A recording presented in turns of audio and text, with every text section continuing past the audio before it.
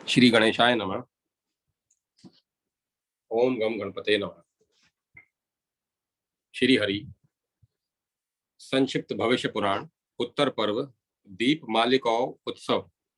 भगवान श्री कृष्ण ने कहा, महाराज, पूर्व काल में भगवान विष्णु ने वामन रूप धारण कर दानव राज बलि को छल कर इंद्र को राज्य का भार सौंप दिया और राजा बलि को पाताल लोक में स्थापित कर दिया। भगवान ने बलि के यहाँ सदा रहना स्वीकार किया। कार्तिक की अमावस्या को रात्रि में सारी पृथ्वी पर दैत्यों की यथेष्ट चेष्टाएं होती हैं। युधिष्ठिर ने पूछा, भगवान, कुमोदी तिथि की विधि को विशेष रूप से बताने की कृपा करें। उस दिन किस वस्तु का दान किया जाता है, किस देवता की पूजा की जाती है तथा कौन सी क्रीड़ा करनी चाहिए।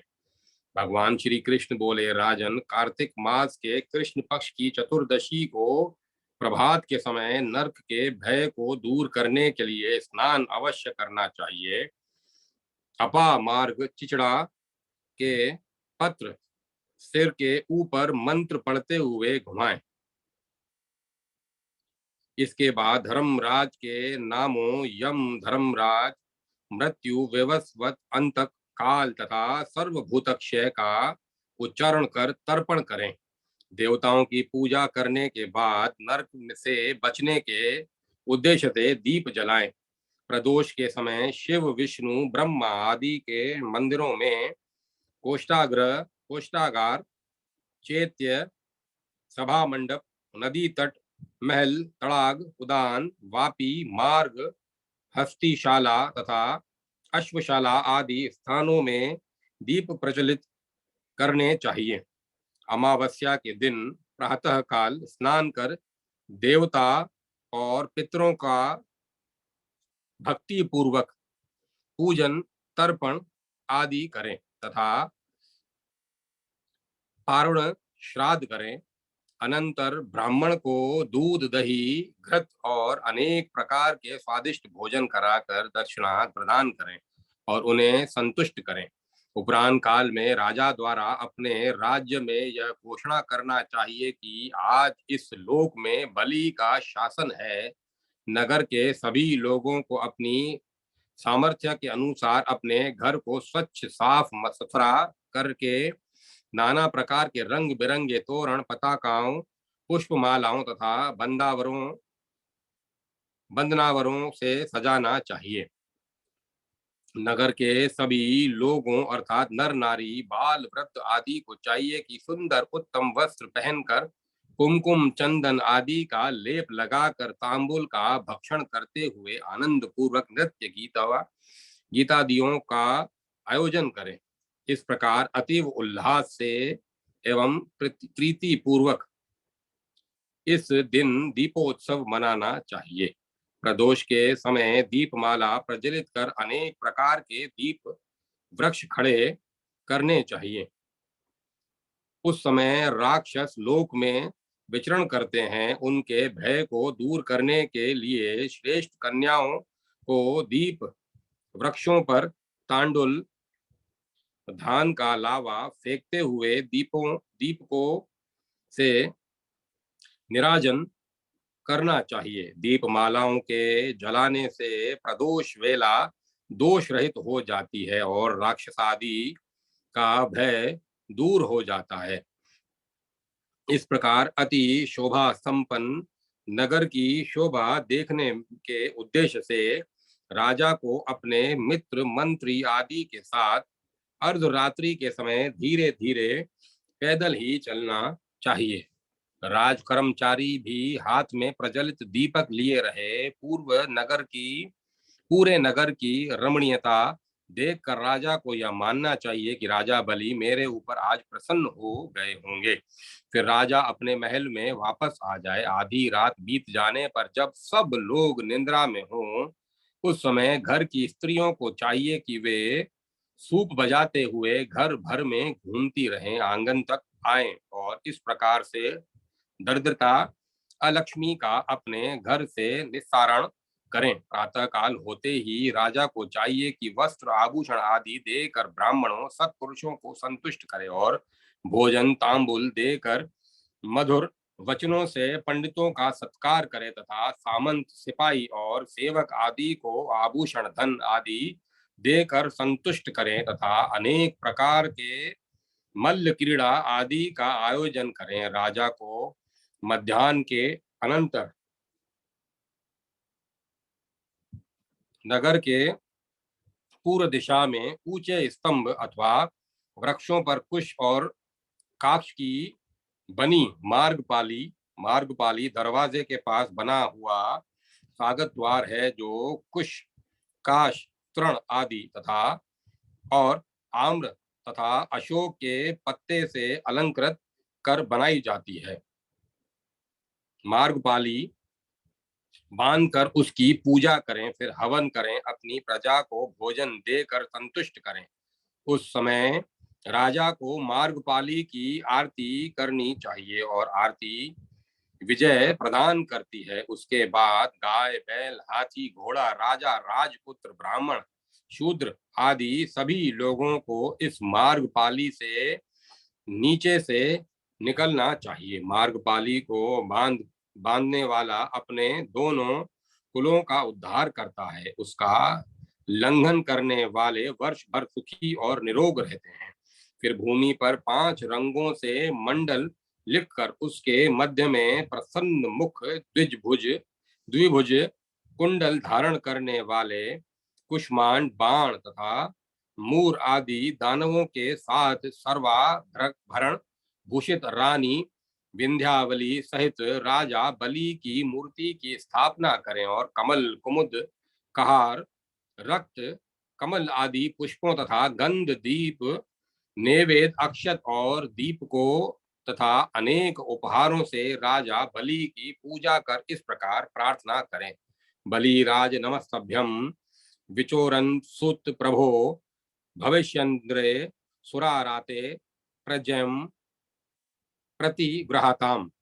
इस प्रकार पूजन कर रात्रि को जागरण पूर्वक महोत्सव करना चाहिए। नगर के लोग अपने अपने घर में शैया में श्वेत तंडुल बांध कर राजा बलि को उसमें स्थापित कर फल पुष्पादि से पूजन करें और बलि के उद्देश्य से दान करें, क्योंकि राजा बलि के लिए जो व्यक्ति दान देता है उसका दिया हुआ दान अक्षय हो जाता है। भगवान विष्णु ने प्रसन्न होकर बलि से पृथ्वी को प्राप्त किया और यह कार्तिकी अमावस्या तिथि राजा बलि को प्रदान की। उसी दिन से यह कौमुदी का उत्सव प्रवृत्त हुआ है। यह तिथि सभी उपद्रव सभी प्रकार के विघ्न शोक आदि को दूर करने वाली है।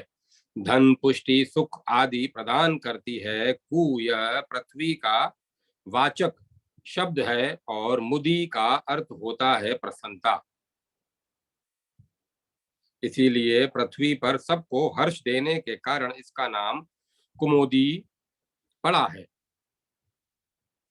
जो राजा वर्ष भर में एक दिन राजा बलि का उत्सव करता है, उसके राज्य में रोग शत्रु महामारी और दुर्भिक्ष का भय नहीं होता। सुभिक्ष आरोग्य और संपत्ति की वृद्धि होती है।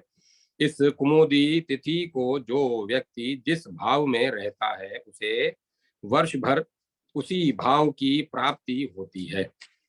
यदि व्यक्ति उस दिन रुदन कर रहा हो तो रुदन, हर्षित हो रहा हो तो हर्ष, दुखी हो तो दुखी, सुखी हो तो सुख, भोग से भोग, स्वास्थ्य से स्वस्थता तथा दीन रहने से दीनता की प्राप्ति होती है। इसीलिए इस तिथि को हुष्ट और प्रसन्न रहना चाहिए। यह तिथि वैष्णवी भी है, दानवी भी है और पैतृकी भी है। दीपमाला के दिन जो व्यक्ति भक्ति से राजा बलि का पूजन अर्चन करता है वह वर्ष भर आनंद पूर्वक सुख से व्यतीत करता है और उसके सारे मनोरथ पूर्ण हो जाते हैं। शांतिक और एवं पौष्टिक कर्मों तथा नवग्रह शांति की विधि का वर्णन।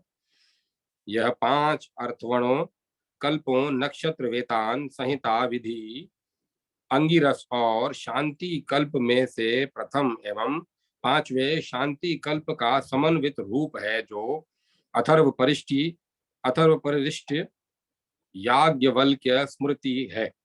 स्मृति, वृद्ध पराशर, पद्म पुराण, सृष्टि खंड, नारद पुराण, मत्स्य पुराण, अग्नि पुराण आदि में भी प्राप्त है।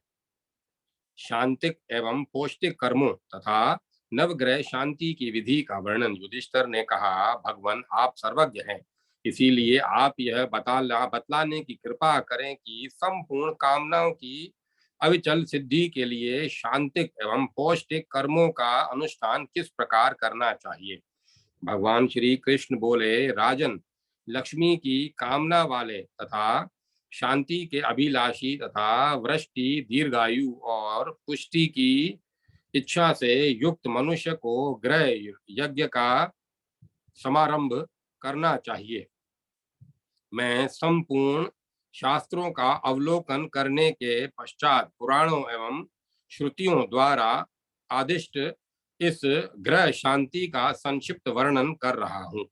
इसके लिए ज्योतिषी द्वारा बतलाए गए शुभ मुहूर्त में ब्राह्मण द्वारा स्वस्ति वाचन कराकर ग्रहों एवं ग्रहादि देवों की स्थापना करके हवन आरंभ करना चाहिए। पुराणों एवं श्रुतियों के ज्ञाता विद्वानों ने 3 प्रकार के ग्रह यज्ञ बतलाए हैं। पहला 10,000 आहुतियों का अयुत होम, इससे उससे बढ़कर दूसरा 1,00,000 आहुतियों का लक्ष्य होम तथा संपूर्ण कामनाओं का फल प्रदान करने वाला तीसरा 1 करोड़ आहुतियों का कोटि होम होता है।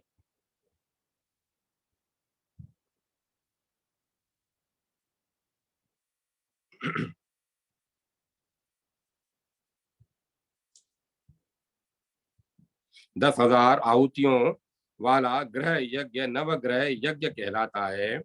इसकी विधि जो पुराणों एवं श्रुतियों में बतलाई गई है, प्रथम मैं उसका वर्णन कर रहा हूँ। यजमान मंडप निर्माण के बाद हवन कुंड की पूर्वोक्त दिशा में स्थापना के लिए 1,00,000 वेदी का निर्माण कराएं, जो 2 बीता लंबी चौड़ी 1 बीता ऊंची 2 परिधियों से सुशोभित और चौकोर हो। उसका मुख उत्तर की ओर हो। पुनः कुंड में अग्नि की स्थापना करके उस वेदी पर देवताओं का आवाहन करें। इस प्रकार उस पर 32 देवताओं की स्थापना करनी चाहिए। सूर्य, चंद्र, मंगल, बुध, बृहस्पति, शुक्र, शनि, राहु तथा केतु ये लोगों के हितकारी ग्रह कहे गए हैं। इन ग्रहों की प्रतिमा क्रमशः तांबा, स्फटिक, रक्त, चंदन, स्वर्ण आदि, चांदी तथा लोहे से बनानी चाहिए। श्वेत चावलों द्वारा वेदी के मध्य में सूर्य की, दक्षिण में मंगल की, उत्तर में बृहस्पति की, पूर्व कोण में बुध की,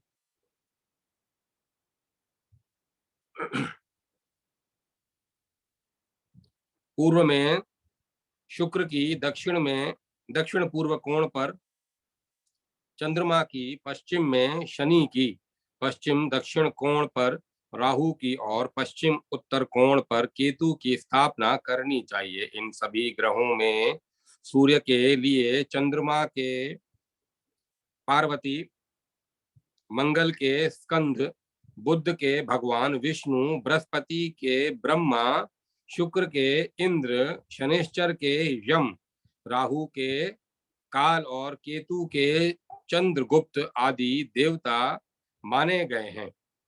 अग्नि, जल, विष्णु, पृथ्वी, विष्णु, इंद्र, सुवर्ण देवता, प्रजापति, सर्प और ब्रह्मा ये सभी क्रमशः प्रत्याधि देवता हैं। इनके अतिरिक्त विनायक, दुर्गा, वायु, आकाश, सावित्री, लक्ष्मी तथा उमा को उनके पति देवताओं के साथ और अश्वनी कुमारों का भी व्याहुतियों के उच्चारण पूर्वक आवाहन करना चाहिए। उस समय मंगल सहित सूर्य को लाल वर्ण का चंद्रमा और शुक्र को श्वेत वर्ण का बुध और बृहस्पति को पित्त वर्ण का शनि और राहु को कृष्ण वर्ण का तथा केतु को धूम्र वर्ण का जानना और ध्यान करना चाहिए। बुद्धिमान यज्ञकर्ता जो ग्रह जिस रंग का हो उसे उसी रंग का वस्त्र और फूल समर्पित करें, सुगंधित धूप दें। पुनः फल पुष्प आदि के साथ सूर्य को गुड़ और चावल से बने हुए अन्न, खीर का, चंद्रमा को घी और दूध से बने हुए पदार्थ का, मंगल को गुजिया का, बुध को क्षीर षष्टिक दूध के पके हुए साठी के चावल का, बृहस्पति को दही भात का, शुक्र को घी भात का, शनेश्वर को खिचड़ी का, राहु को अज श्रृंगी नामक लता के फल के गूदा का और केतु को विचित्र रंग वाले भात का नैवेद्य अर्पण करके सभी प्रकार के भक्ष्य पदार्थों द्वारा पूजन करें। वेदी के पूर्वोत्तर कोण पर एक छिद्र रहित कलश की स्थापना करें। उसे दही और अक्षत से सुशोभित आम्र के पल्लव से आच्छादित और 2 वस्त्रों से परिवेष्टित करके उसके निकट फल रख दें। उसमें पंचरत्न डाल दें और उसे पंचभंग, पीपल, बरगद, कापड़, गुलर और आम के पल्लव से युक्त कर दें। उस पर वरुण, गंगा आदि नदियों, सभी समुद्रों और सरोवरों का आवाहन तथा स्थापन करें।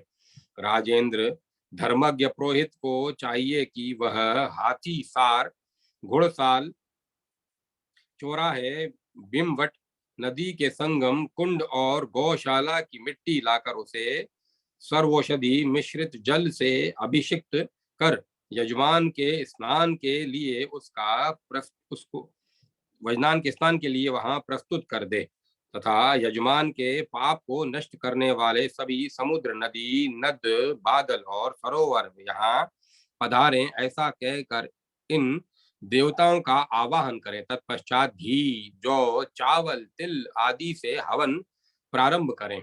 मदार, पलाश, खेर, चिचड़ा, पीपल, गुल्लर, शमी, दूब और कुश ये क्रमशः 9 ग्रहों की समिधाएं हैं।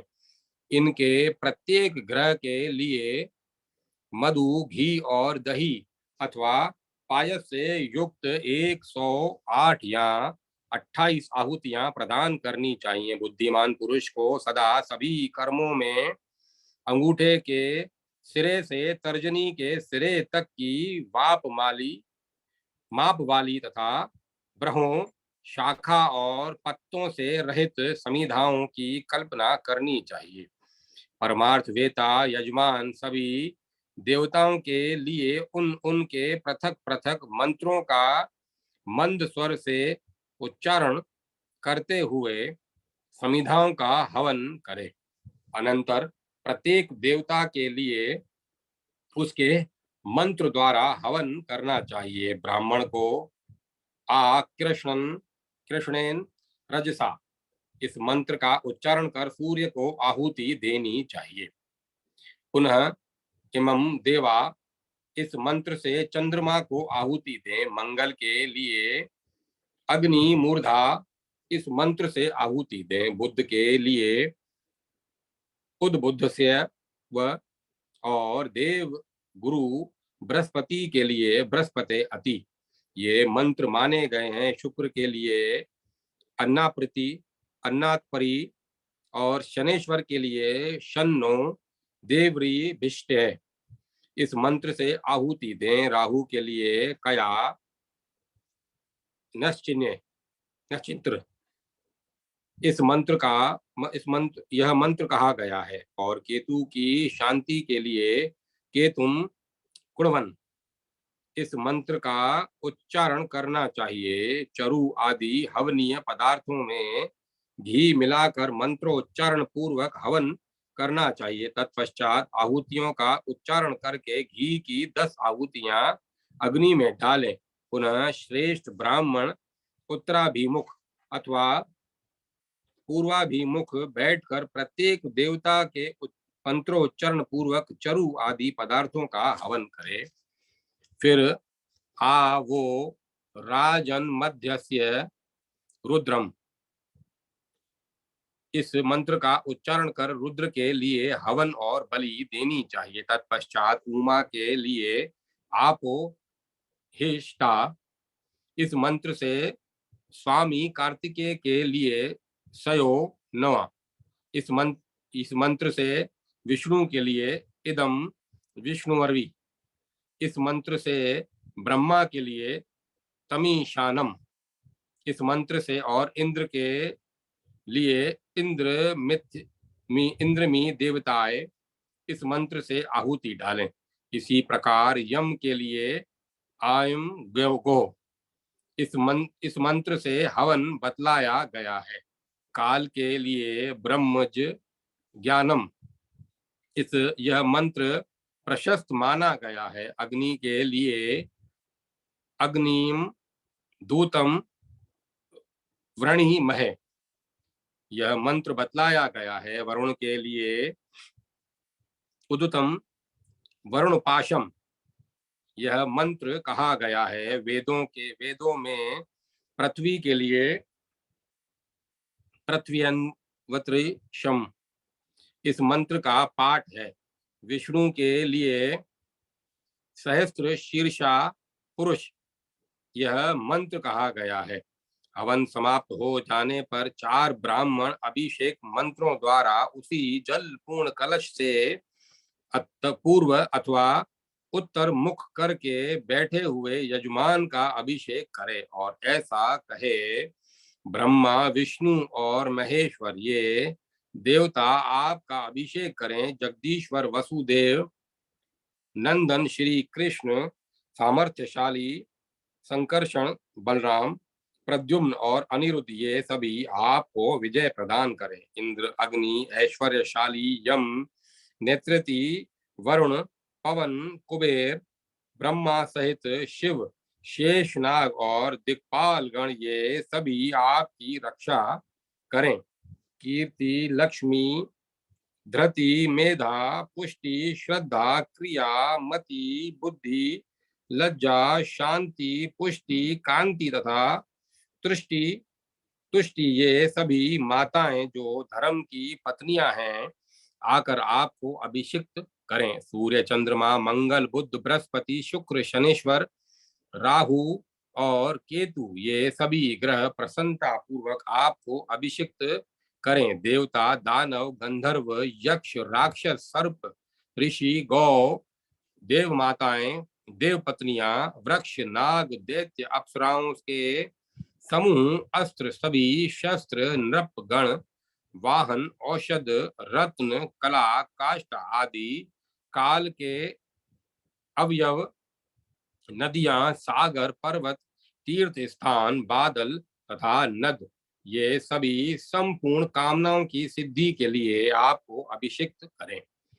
इस प्रकार श्रेष्ठ ब्राह्मणों द्वारा सर्वौषधि एवं संपूर्ण सुगंधित पदार्थों से युक्त जल से स्नान करा दिए जाने के पश्चात सब पत्नी यजमान श्वेत वस्त्र धारण करके श्वेत चंदन का अनुलेप करें और विस्मय रहित होकर शांत चित्त वाले ऋत्विजों का प्रयत्न पूर्वक दक्षिणा आदि देकर पूजन करें तथा सूर्य के लिए कपिला, गौ का, चंद्रमा के लिए शंख का, मंगल के लिए भार वहन करने में समर्थ एवं ऊंचे डील वाले लाल रंग के बैल का, बुध के लिए स्वर्ण का, बृहस्पति के लिए एक जोड़ा पीले वस्त्र का, शुक्र के लिए श्वेत रंग के घोड़े का, शनीश्वर के लिए काली गौ का, राहु के लिए लोहे की बनी हुई वस्तु का और केतु के लिए उत्तम बकरे के दान का विधान है। यजमान को ये सारी दक्षिणाएं स्वर्ण के साथ अथवा स्वर्ण निर्मित मूर्ति के रूप में देनी चाहिए। या जिस प्रकार गुरु पुरोहित प्रसन्न हो, उनके आज्ञा अनुसार सभी ब्राह्मणों को स्वर्ण से अलंकृत गौएं अथवा केवल स्वर्ण दान करना चाहिए। पर सर्वत्र मंत्रोच्चारण पूर्वक ही इन सभी दक्षिणाओं के देने का विधान है। दान देते समय सभी देय वस्तुओं से पृथक पृथक इस प्रकार प्रार्थना करनी चाहिए। कपिले, तुम रोहिणी रूप हो, तीर्थ एवं देवता तुम्हारे स्वरूप हैं, तथा तुम संपूर्ण देवों की पूजनिया हो। अतः मुझे शांति प्रदान करो। शंख, तुम पुण्यों के भी पुण्य और मंगलों के भी मंगल हो। भगवान विष्णु ने तुम्हें अपने हृदय में धारण किया है, इसीलिए तुम मुझे शांति प्रदान करो। जगत को आनंदित करने वाले वृषभ, तुम वृक्ष रूप वृक्ष रूप से धर्म और अष्टमूर्ति शिव जी के वाहन हो, अतः मुझे शांति प्रदान करो। स्वर्ण, तुम ब्रह्मा के आत्म स्वरूप, अग्नि के स्वर्ण में बीज और अनंत पुण्य के प्रदाता हो, अतः मुझे शांति प्रदान करो। दो पीले वस्त्र अर्थात पीतांबर भगवान श्री कृष्ण को परम प्रिय है, इसीलिए विष्णु उसको दान करने से आप मुझे शांति प्रदान करें। अश्व, तुम अश्व रूप से विष्णु हो, अमृत से संपन्न हुए हो, तथा सूर्य एवं चंद्रमा के नित्य वाहन हो, अतः मुझे शांति प्रदान करो। पृथ्वी, तुम समस्त धेनु स्वरूपा कृष्ण गोविंद नाम वाली और सदा संपूर्ण पापों को हरण करने वाली हो, इसीलिए मुझे शांति प्रदान करो। लोह, चूंकि विश्व के सभी संपादित होने वाले लोह, कर्म, हल एवं अस्त्र आदि सारे कार्य सदा तुम्हारे ही अधीन हैं, इसीलिए तुम मुझे शांति प्रदान करो। छाग, चूंकि तुम संपूर्ण यज्ञों के मुख्य अंग रूप से निर्धारित हो और अग्नि देव के नित्य वाहन हो, इसीलिए मुझे शांति प्रदान करो। गौ, चूंकि गौओं के अंगों में 14 भुवन निवास करते हैं, इसीलिए तुम मेरे लिए इहलोक और परलोक में भी कल्याण प्रदान करो। जिस प्रकार भगवान केशव तथा शिव की शैया कभी शून्य नहीं रहती, बल्कि लक्ष्मी तथा पार्वती के से सदा सुशोभित रहती है, इसी बल्कि वैसे ही मेरे द्वारा ही दान की गई शैया जन्म जन्म में सुख से संपन्न रहे। जैसे सभी रत्नों में समस्त देवता निवास करते हैं, वैसे ही रत्न दान करने से वे देवता मुझे शांति प्रदान करें। सभी दान भूमि दान की 16वीं कला की भी क्षमता नहीं कर सकते, अतः भूमि दान करने से मुझे इस लोक में शांति प्राप्त हो। इस प्रकार कृपणता छोड़कर भक्ति पूर्वक रत्न, स्वर्ण, वस्त्र समूह, धूप, पुष्पमाला और चंदन आदि से ग्रहों की पूजा करनी चाहिए। राजन, अब आप भक्ति पूर्वक ग्रहों के स्वरूप को सुने। चित्र प्रतिमादि विधानों में सूर्य देव की 2 भुजाएं निर्दिष्ट हैं। वे कमल के आसन पर विराजमान रहते हैं, उनके दोनों हाथों में कमल सुशोभित रहते हैं, उनकी कांति कमल के भीतरी भाग की सी है, और ये 7 घोड़ों तथा 7 रस्सियों से जुते रथ पर आरूढ़ रहते हैं। चंद्रमा गौर वर्ण श्वेत वस्त्र और श्वेत अश्व युक्त है, तथा उनके आभूषण भी श्वेत वर्ण के हैं। धरणी नंदन मंगल की 4 भुजाएं हैं। वे अपने चारों हाथों में खड्ग, ढाल, गदा तथा वृद्ध मुद्रा धारण किए हैं। इनके शरीर की कांति कनेर के पुष्प सरी की है। वे लाल रंग की पुष्पमाला और वस्त्र धारण करते हैं। बुद्ध पीले रंग की पुष्पमाला और वस्त्र धारण करते हैं, पित्त चंदन से अनुलिप्त है। वे दिव्य सोने के रथ पर विराजमान है। देवताओं और दैत्यों के गुरु बृहस्पति और शुक्र की प्रतिमाएं क्रमशः पित्त और श्वेत वर्ण की होनी चाहिए। उनके 4 भुजाएं हैं, जिनमें वे दंड, रुद्राक्ष की माला, कमंडलू और वर मुद्रा धारण किए रहते हैं। शनेश्वर की शरीर कांति इंद्रनील मणि की सी है। वे गिद्ध पर सवार होते हैं और हाथ में धनुष, बाण, त्रिशूल और वर मुद्रा धारण किए रहते हैं। राहु का मुख सिंह के समान भयंकर है। उनके हाथों में तलवार, कवच, त्रिशूल और वर मुद्रा शोभा पाती है तथा वे नीले रंग के सिंहासन पर आसीन होते हैं। ध्यान प्रतिमा में ऐसे ही राहु प्रशस्त माने गए हैं, किंतु बहुतेरे हैं। केतु बहुतेरे हैं। उन सब की 2 भुजाएं हैं। उनके शरीर आदि धूम्र वर्ण के हैं। उनके मुख विकृत हैं। वे दोनों हाथों में गदा एवं वर मुद्रा धारण किए हुए हैं और नित्य गिद्ध पर समासीन रहते हैं। इन सभी लोक हितकारी ग्रहों को किरीट से सुशोभित कर देना चाहिए तथा इन सब की ऊंचाई अपने हाथ के प्रमाण से 108 उंगल 4.5 हाथ की होनी चाहिए। हे पांडु नंदन, यह मैंने आपको नवग्रहों का स्वरूप बतलाया है। विद्वान पुरुष को चाहिए कि ऐसी प्रतिमा बनाकर उनकी पूजा करें। जो मनुष्य उपरोक्त विधि से ग्रहों की पूजा करता है, वह इस लोक में सभी कामनाओं को प्राप्त कर लेता है तथा अंत में स्वर्ग लोक में प्रतिष्ठित होता है। यदि किसी निर्धन मनुष्य को कोई ग्रह नित्य पीड़ा पहुंचा रहा हो, तो उस बुद्धिमान को चाहिए कि उस ग्रह की यत्न पूर्वक भली भांति पूजा करके तत्पश्चात शेष ग्रहों की भी अर्चना करे, क्योंकि ग्रह, गौ, राजा और ब्राह्मण ये विशेष रूप से पूजित होने पर रक्षा करते हैं। अन्यथा अवहेलना किए जाने पर जलाकर भस्म कर देते हैं। इसीलिए वैभव की अभिलाषा रखने वाले मनुष्य को दक्षिणा से रहित यज्ञ नहीं करना चाहिए, क्योंकि भरपूर दक्षिणा देने से यज्ञ का प्रधान देवता भी संतुष्ट हो जाता है। नवग्रहों के यज्ञ में यह 10,000 आहुतियों वाला यज्ञ हवन ही होता है।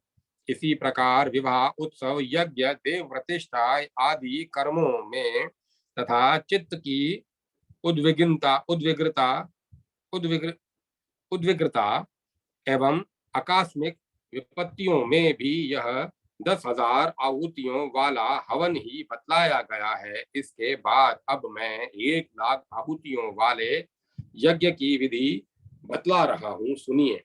विद्वानों ने संपूर्ण कामनाओं की सिद्धि के लिए लक्ष्य होम का विधान किया है, क्योंकि यह पितरों को परम प्रिय और साक्षात भोग एवं मोक्ष रूपी फल का प्रदाता है। बुद्धिमान यजमान को चाहिए कि ग्रह बल और तारा बल को अपने अनुकूल पाकर ब्राह्मण द्वारा स्वस्ति वाचन कराए और अपने ग्रह के पूर्वोत्तर दिशा में अथवा शिव मंदिर की समीपवर्ती भूमि पर विधान पूर्वक एक मंडप और निर्माण कराए, जो 10 हाथ अथवा 8 हाथ लंबा चौड़ा चौकोर हो तथा उसका मुख्य प्रवेश द्वार उत्तर दिशा की ओर हो। उसकी भूमि को यत्न पूर्वक पूर्वोत्तर दिशा की ओर ढालू बना देना चाहिए। तदंतर मंडप के पूर्वोत्तर भाग में यथार्थ लक्षणों से युक्त एक सुंदर कुंड तैयार कराए।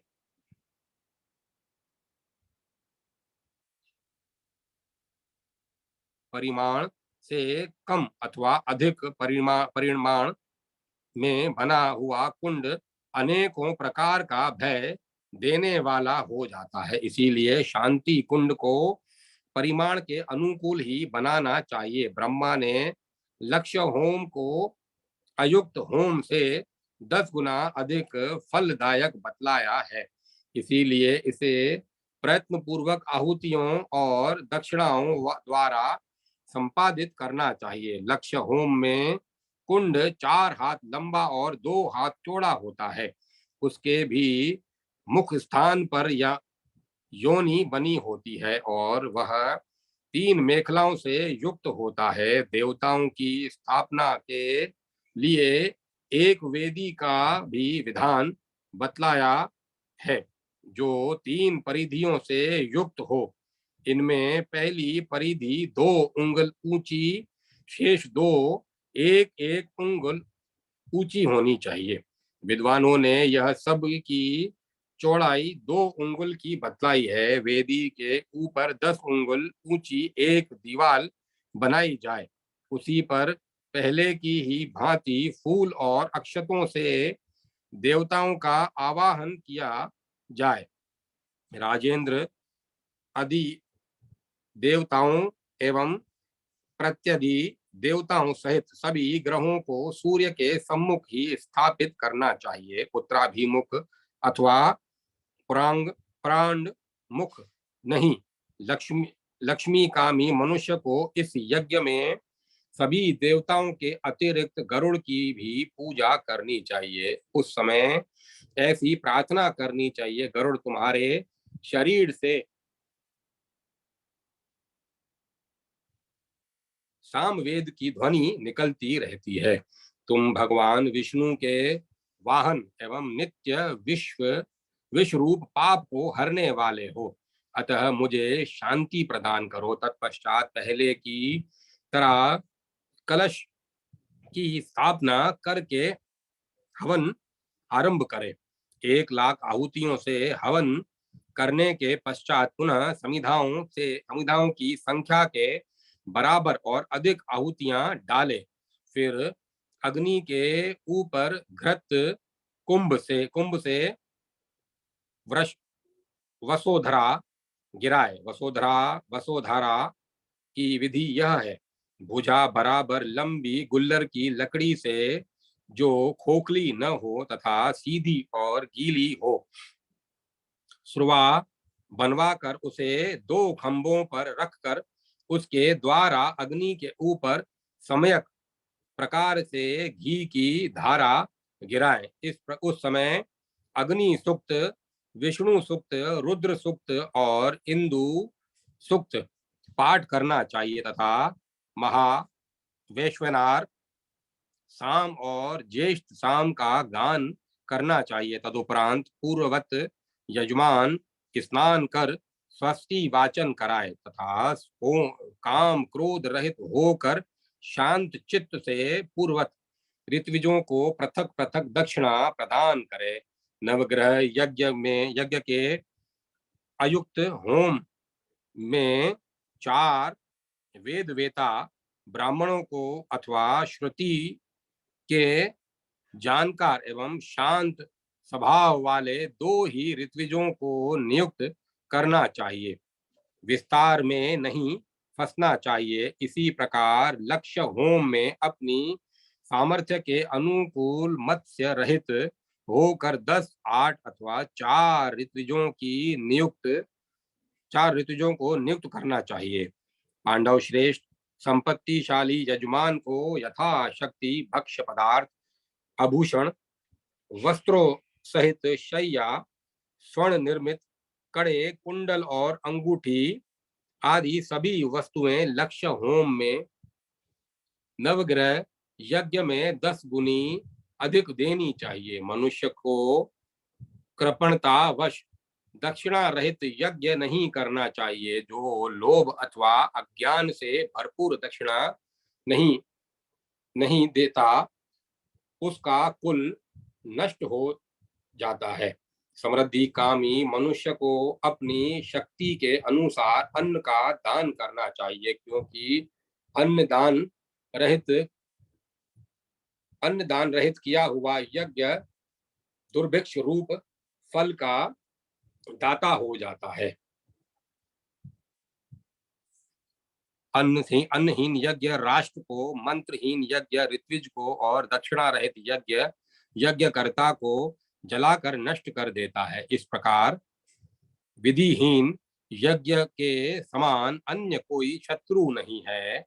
अल्प धन वाले मनुष्य को कभी लक्ष्य होम नहीं करना चाहिए, क्योंकि यज्ञ में दक्षिणा आदि के लिए प्रकट हुआ विग्रह सदा के लिए कष्टकारक हो जाता है। स्वल्प संपत्ति वाला मनुष्य केवल पुरोहित की अथवा 2 या 3 ब्राह्मणों की भक्ति के साथ विधि पूर्वक पूजा करे, अथवा एक ही वेदज्ञ ब्राह्मण की भक्ति के साथ दक्षिणा आदि से प्रयत्न पूर्वक अर्चना करे। बहुतों के चक्कर में न पड़े। अधिक संपत्ति होने पर लक्ष्य होम करना चाहिए, क्योंकि यह अधिक लाभदायक है।